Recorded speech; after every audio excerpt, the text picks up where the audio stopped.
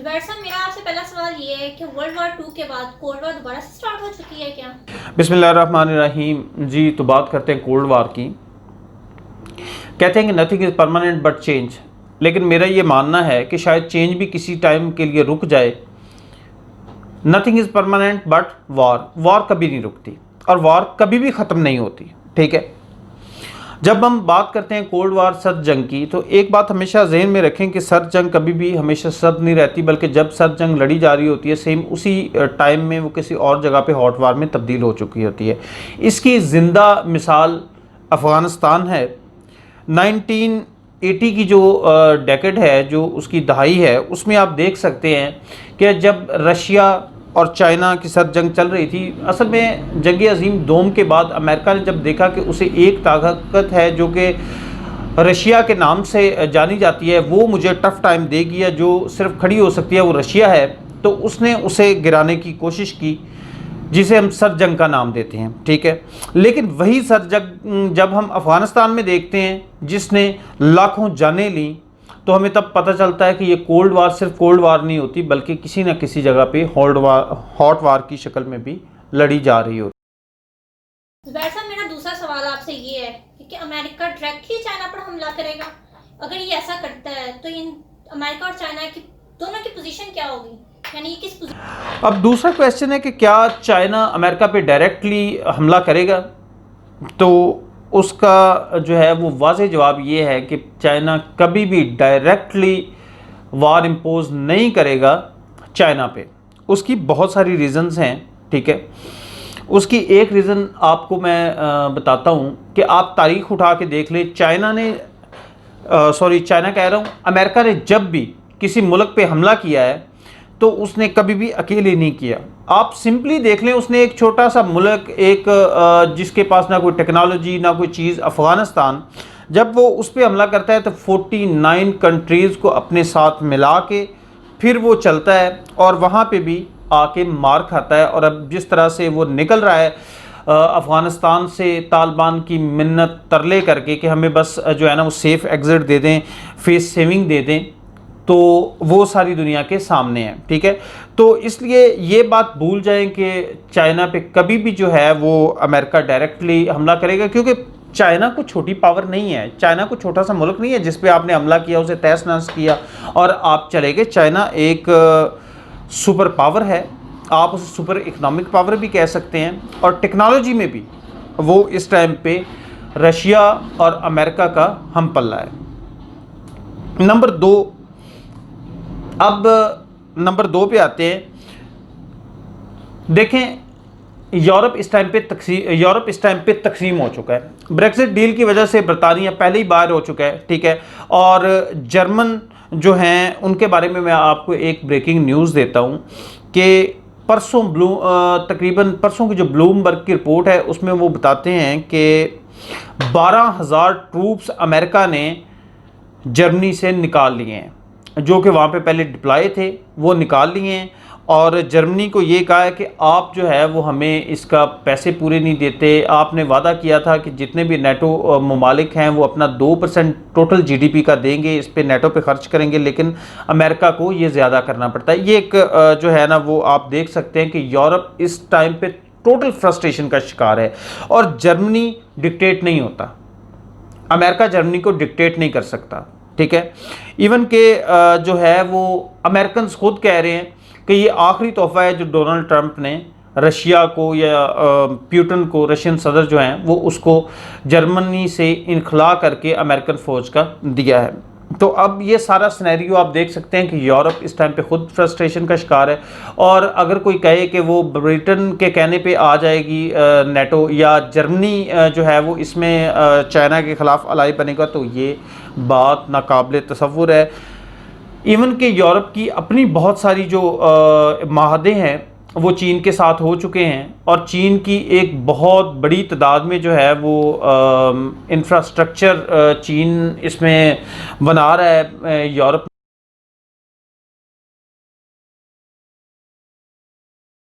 जुबैर साहब, मेरा आपसे तीसरा सवाल ये है कि अगर हम इन दोनों का कंपैरिजन करते हैं, चाइना और अमेरिका की पावर का, तो आप क्या समझते हैं कि चाइना मीट करेगा अमेरिका को? जी, तो अब बात करते हैं नंबर 2, कंपैरिजन, मिलिट्री कंपैरिजन की। नो डाउट इसमें कोई शक नहीं है कि अमेरिकी बहरी बेड़े जो हैं वो दुनिया में उनका कोई मद्दे मुकाबल नहीं है, ठीक है। और यही बहरी बेड़े थे जिन्होंने इराक और लीबिया की जंगों के दौरान बहरी अड्डों का या पूरे के पूरे बहरी अड्डों का काम दिया, ठीक है।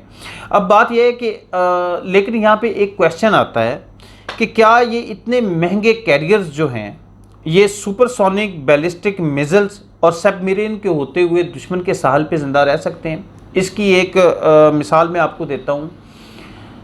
DF-21 चाइना का एक इंटरमीडिएट बैलिस्टिक मिसाइल है जो कि 900 माइल से अपने हदफ को 100% एक्यूरेसी से निशाना बनाने की सलाहियत रखता है। यहाँ पे US नेवल इंस्टीट्यूट की एक रिपोर्ट आपके साथ शेयर करता हूँ जिसमें वो कहते हैं कि इंडिया का DF-21 इंडियन इंटरमीडिएट मिसाइल जो है वो अपने एक ही हिट में अमेरिकन पूरे के पूरे अमेरिकन कैरियर को तबाह करने की सलाहियत रखता है, ठीक है। अब बात यह है कि यही कैरियर जिनकी वजह से अमेरिका जो है वो पूरी दुनिया में सुपीरियर माना जाता है, जब यही ख़त्म हो गए और जब इन्हीं कैरियर की सुपीरियरिटी ख़त्म हो गई तो फिर देखना ये है कि अमेरिका कहाँ पे फॉल करता है। अच्छा, अब दूसरी बात ये है कि इन्हीं बहरी बेड़ियों की वजह से पूरी दुनिया में अमेरिका सुपीरियर माना जाता है। अदरवाइज़ अगर आप दूसरे कंपैरिजन में आएँ तो क्या अगर अमेरिका एटॉमिक पावर है तो चाइना एटॉमिक पावर नहीं है? अगर अमेरिका एटॉमिक पावर है तो क्या रशिया एटॉमिक पावर नहीं है? एटॉमिक पावर तो पाकिस्तान भी है, ठीक है। तो फिर सुपर पावर की बात जब आती है तो उसमें नो डाउट अमेरिकन बहरी बेड़ों की बात आती है। लेकिन अब बात यह है कि चाइना के पास ऐसा एडवांस सिस्टम है जो अमेरिकन जहाज़ों को फ़ज़ा में जैम करने की सलाहियत रखता है। अब देखें ये कितनी बड़ी जो है वो डेवलपमेंट है जो मैं आपके साथ शेयर कर रहा हूँ कि अमेरिकन जहाज़ों को फ़िज़ा के अंदर जैम करने की सलाहियत रखता है, जो कि वो पिछले चंद दिन पहले जिसका कि वो कामयाब तजर्बा कर चुका है, जब अमेरिकन F-35 और अमेरिकन F-22 रैप्टर जो है वो साउथ चाइना सी में आए तो तकरीबन पूरे 1 मिनट तक के लिए वो जो है उन्हें जैम कर दिया गया और वो वापस जाने पे मजबूर हो गए, जिसके बाद अमेरिका जो है वो बहुत चीख चिल्ला रहा है कि आप ये जैमिंग अपने जो रेडार्स हैं, जो अपने जैमिंग सिस्टम है, ये साउथ चाइना सी से ख़त्म करें। लेकिन ज़ाहिरी बात है चीन ये कभी भी नहीं करेगा। अब अगर बात करते हैं एयरक्राफ्ट्स की यानी कि फ़ज़ाई बर्तरी की, तो उसमें देखेंगे नो डाउट F-35 जो है वो मोस्ट एडवांस्ड एयर कॉम्बैट है अमेरिका का, लेकिन उसके मुकाबले में चाइना F-21 रखता है जो कि उसके सेम टू सेम कैपेबिलिटी रखता है जो कि अमेरिका का F-35 रखता है, ठीक है। इसके अलावा चाइना फ़िज़ा में सैटेलाइट को तबाह कर चुका है कुछ दिनों पहले, और वो उसने सिर्फ ये तजर्बा इसलिए किया था ताकि अमेरिका को बताया जा सके कि हम आपका फ़िज़ा में GPS सिस्टम यानी कि GPS सैटेलाइट जिसके ज़रिए से पूरा अमेरिका क्या पाकिस्तान जैसे मुल्क भी चलते हैं उसको फ़िज़ा में तबाह करने की सलाहियत रखते हैं, जिसके बाद आपका ना तो जहाज़ काम कर सकेंगे, ना आपकी नेवी काम कर सकेगी और आपका पूरा मुल्क शट डाउन होके रह जाएगा। इसके अलावा चाइना ने अपना बेडू नेविगेशन सिस्टम है जो कि उसने तैयार कर लिया और उसे बल्कि ना सिर्फ तैयार कर लिया बल्कि ऑपरेशनल भी कर चुका है और उसे फ़िज़ा में लॉन्च भी कर चुका है। इसके अलावा चीन ने अमेरिका और रशियन टेक्नोलॉजी को मिला के ऐसा क्लोन मिसाइल सिस्टम तैयार किया है जो कि रडार को धोखा देने की सलाहियत रखता है और अपने हदफ को 100% एक्यूरेसी के साथ निशाना बनाने की सलाहियत रखता है। ये तो हो गई चाइना की बात। अब आपने एक बात सुनी होगी कि दुश्मन का दुश्मन दोस्त होता है, तो रशिया, अगर हम यहाँ पे रशिया की ऑस्कर क्रूज सबमरीन की बात ना करें तो ये ज़्यादती होगी, जो कि 400 माइल्स से अपने हदफ को निशाना बनाने की सलाहियत रखती है, यानी कि उसे कैरियर के पास जाने की ज़रूरत ही नहीं है। अगर अमेरिकन कैरियर खड़ा है तो उसे उसके पास जाने की ज़रूरत नहीं है। ये तो बात तब आएगी ना कि वो रेडार में आता है या नहीं आता, उसे जाने की ज़रूरत नहीं है। 400 माइल्स दूर से अपने जो है वो अपना हदफ को निशाना बनाने की सलाहियत रखता है। इसके अलावा कैरियर्स के लिए जो परेशानी बन रही है, परेशानी का बायस बनने वाली चीज़ है, वो सुपरसोनिक मिसाइल्स जो हैं उनकी एक नई रेंज है जो आवाज़ से 5 गुना तेज़ काम करती है। और इसके अलावा रूस ये दावा कर चुका है कि उसका जो ज़रकोन मिसाइल है, जो ज़रकोन सुपरसोनिक मिसाइल है, वो 4600 यानी कि 4600 माइल्स पर आवर की रफ्तार से अपने हदफ को निशाना बनाने की सलाहियत रखती है, जो कि ख़ुद में एक बहुत बड़ी कामयाबी। अच्छा, अब लास्ट में हम बात करते हैं कि सोचने वाली बात यह है कि क्या अमेरिका जो है वो अगर डायरेक्ट इस पर हमला नहीं करेगा तो फिर वो क्या करेगा? क्या वो आराम से बैठ जाएगा, चीन को जो है वो खुल के खेलने का मौका देगा? नहीं, ऐसा नहीं है। लेकिन अमेरिका जो इस टाइम पे करने जा रहा है वो पाकिस्तान के लिए बहुत ख़तरनाक है। अमेरिका दोबारा से 1980 की जो डेकेड है उसको दोहराने जा रहा है। असल में अमेरिका जो मंसूबा बना चुका है उसमें यह है कि चाइना का जो सूबा है सिंकियांग, वो मुस्लिम अक्सरियती इलाका है, और अब पूरी दुनिया की प्रेस में जो मगरबी प्रेस है वो रो रहा है जी मुसलमानों पे बड़ी ज़्यादती कर रहा है चाइना, मुसलमानों पे बड़ा जुल्म और सितम हो रहा है, तो इसलिए मुसलमानों को जो है ना उसके ख़िलाफ़ उठ खड़ा होना चाहिए। हालांकि ये वही बेशर्म मीडिया है, ये वही जो है, इनको क्या बंदा कहे कि ये वही अमेरिका है जो ख़ुद इराक़ में पूरे के पूरे शाम को इसने मैदान जंग बना दिया और पता नहीं कितने मासूमों की इसने जान ली, लेकिन इसको जो है वो चाइना के मुसलमानों का दर्द इसके दिल में जाग रहा है।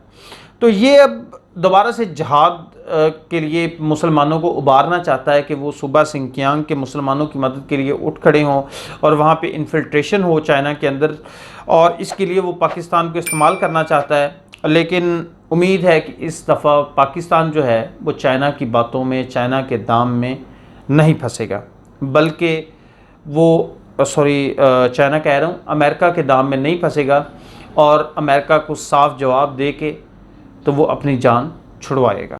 व्यूअर्स, हमारे चैनल को लाइक करें, सब्सक्राइब करें, कमेंट में अपनी राय ज़रूर दीजिएगा और स्क्रीन पे बेल आइकन बटन को क्लिक करना मत भूलिएगा। Thank you.